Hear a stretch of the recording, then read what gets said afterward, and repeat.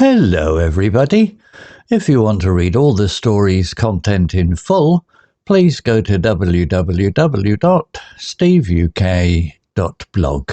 Thank you. Short Story 668, The Mix-Up at the Dentist's. Intermediate. Bob hated going to the dentist. His palms got sweaty just thinking about it. But today he had no choice. His tooth had been aching for weeks, and his wife, Sarah, had booked the appointment. "It's just a checkup," she said. "Stop being a baby." Bob arrived at Dr. Smith's surgery early. The waiting room smelled like mint and cleaning products. He sat down and picked up a magazine, but he couldn't focus. His heart was racing. "Mr. Thompson," the receptionist called. Bob stood up. "That's me." She smiled. "Room 2, please. Dr. Smith is ready." Bob walked in and sat in the big chair. Dr. Smith, a tall man with glasses, entered with the nurse. "Hello, Mr. Thompson. Ready for your root canal?" Bob's eyes widened. "Root canal? No, it's just a checkup." Dr. Smith checked his notes. "Says here it's a root canal on tooth number 19. Don't worry, it'll be quick." Bob panicked. "But I don't need that. It's only a little pain. Maybe it's nothing." The nurse prepared tools that looked scary. Needles, drills, and clamps. Bob's mind raced. He imagined the drill buzzing like an angry bee. "Wait, there must be a mistake." Dr. Smith laughed. "Everyone says that. Relax, we'll numb you first." Just then the door burst open. Another man rushed in, red-faced and out of breath. "Sorry I'm late. Traffic was awful. I'm Mr. Thompson, root canal today." Bob and the new Mr. Thompson stared at each other. They had the same last name. The receptionist had mixed them up. Dr. Smith frowned. "Two Mr. Thompsons. Oh dear." The nurse checked the computer. "Yes, Bob Thompson for checkup and Bill Thompson for root canal. I called the wrong one." Everyone burst out laughing, except Bob, who was still shaking. "That was close," he said. Dr. Smith apologized. "My mistake. Let's do your checkup now." Dr. Smith apologized. "My mistake.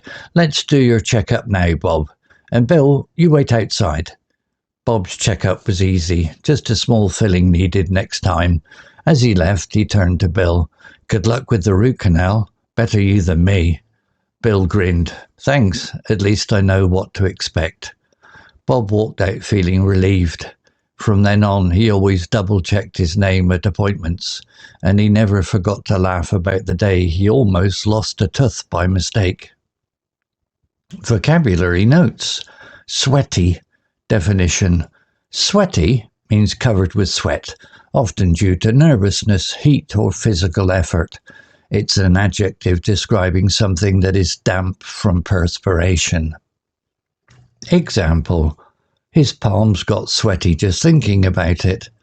This shows Bob's hands becoming damp because he is anxious about visiting the dentist. Similar words. Clammy. Damp and sticky, often from sweat or cold. Moist. Slightly wet.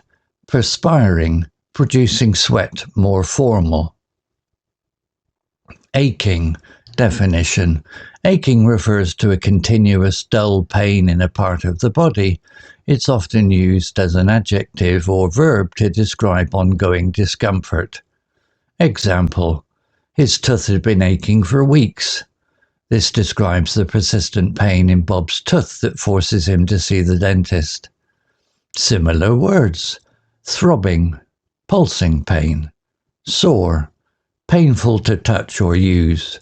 Hurting, general term for causing pain. Panicked.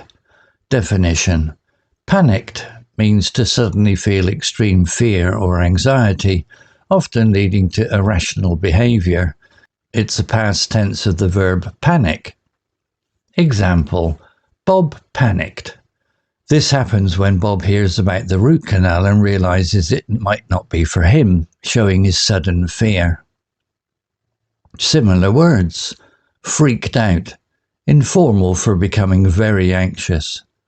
Alarmed. Suddenly worried or frightened. terrified, extremely scared. Burst. Definition. Burst means to open suddenly and forcefully, often with energy or noise. It's a verb that can describe doors, balloons, or even emotions. Example: just then, the door burst open. This describes how the other Mr. Thompson enters the room quickly and dramatically. Similar words: flung, thrown open suddenly. Slammed, closed or opened with force and noise. Erupted, happens suddenly and intensely, like a volcano. Relieved. Definition. Relieved means feeling happy and relaxed because something worrying is ended or been avoided. It's an adjective often used after a tense situation. Example: Bob walked out feeling relieved. This shows Bob's sense of ease after the mix-up is resolved and his appointment goes well. Similar words: eased, made less worried. Comforted, given reassurance. Thankful, grateful that something bad didn't happen. Story written by Gemini AI. Image created by onemin.ai. To read all the story's content in full, please go to www.steveuk.blog. Thank you. CC Music, drifting at 432 Hz, Unicorn Heads. Welcome to the Deep Dive. Today we're digging into what seems like a really simple story, a dental visit. Right, but it's surprisingly intense. It's actually a fantastic framework for looking at high-stakes emotion and, well, clerical errors. Exactly. Our mission today is to unpack the anxiety, the confusion, and the relief using 5 key vocabulary points from this narrative. It all starts with our main character, Bob Thompson. The story makes it clear from the outset. Bob hated going to the dentist. Hated it. A common feeling, but for Bob it seems pretty extreme. Why was he even there then? Because he couldn't ignore it anymore. He had this tooth that had been aching for weeks. That persistent, dull pain. The kind that just wears you down until you have to do something. Precisely. Yeah. So he finally makes the appointment. Avoidance wasn't working. And the second he gets there, the waiting room itself is a problem. That smell. Minty, clean, antiseptic. For Bob, it's an instant trigger. The source says his heart starts racing, his palms get sweaty, covered in sweat just from thinking about the appointment. Yeah, that's pure anticipatory anxiety. His body's already reacting to a threat that hasn't even materialized yet. He's stressed out before his name is even called. Okay, so he's already on edge. Maximum discomfort. Then what happens? This is where the mix-up occurs. The receptionist calls out, "Mr. Thompson, room 2. And Bob goes in. Seems normal enough. It seems normal, but then Dr. Smith greets him and asks immediately if he's ready for his root canal on tooth number 19. Whoa, wait. Root canal? I thought he was just there for a checkup. He was. That's the crucial mistake. He's booked for a simple checkup, maybe a cleaning. Not major dental surgery. So why doesn't he say something like, excuse me, doc, wrong procedure? Well, think about it. He's already anxious, maybe intimidated, and then he hears root canal. The source suggests he just freezes. The shock hits him first. Exactly. He immediately feels panicked. That word perfectly captures its sudden, extreme fear. His mind floods with images of needles, drills, that horrible buzzing sound. Like an angry bee, the text says. I can picture that. So he's frozen in panic. Yes. And the doctor, potentially misreading this as just typical nerves about any procedure, might be about to proceed. The communication breakdown is critical here. That's genuinely terrifying. He's moments away from, well, a completely unnecessary procedure because of a name mix-up and his own fear-induced silence. It really shows how a small system error, like not confirming a first name or the specific procedure, combined with patient anxiety, can escalate fast. The tension must be unbearable at this point. How does it get resolved? Does Bob finally snap out of it? It actually takes an external event.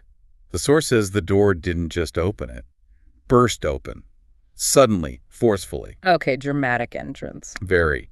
And another man rushes in looking flustered, apologizing for being late. Let me guess. You got it. He announces, breathless, I'm Mr. Thompson root canal today. Bill Thompson, presumably, not Bob Thompson. Exactly. Bill Thompson for the root canal, Bob Thompson for the checkup. The mix-up is instantly clear. Wow. Talk about last-minute intervention. The relief Bob must have felt. Immense. The threat just evaporates. The apologies happen. The confusion clears up. So Bob gets his actual checkup after all that. He does. And it turns out to be nothing serious. Just needs a small filling next time. Simple. And his emotional state afterwards? Completely transformed. He walks out feeling totally relieved. That sense of happiness and relaxation when something awful has been narrowly avoided. You can almost feel the adrenaline leaving his system, from aching tooth to sweaty palms to panic silence. Then the door burst open and finally just relieved. It's a perfect little arc of stress and release. It really shows how powerfully our bodies react to perceived danger, not just actual danger, the neurochemistry of that fear, followed by the sudden safety signal. It's fascinating. Absolutely. And the story isn't just about dental phobia, is it? It's broader than that. Definitely. It's about the vital importance of confirmation, double-checking details, especially in situations with potential consequences, whether it's medical, financial, whatever. Assumptions can be dangerous. So the takeaway for everyone listening, Bob learned his lesson. He started double-checking everything at appointments after that. Makes sense. It really makes you think, what assumptions are you making? Is there an important appointment, maybe a document, a confirmation email you haven't checked carefully? Something you should probably double-check today, worth considering before you find yourself in your own wrong Mr. Thompson situation. Good point. Always confirm. Thanks for diving deep with us today.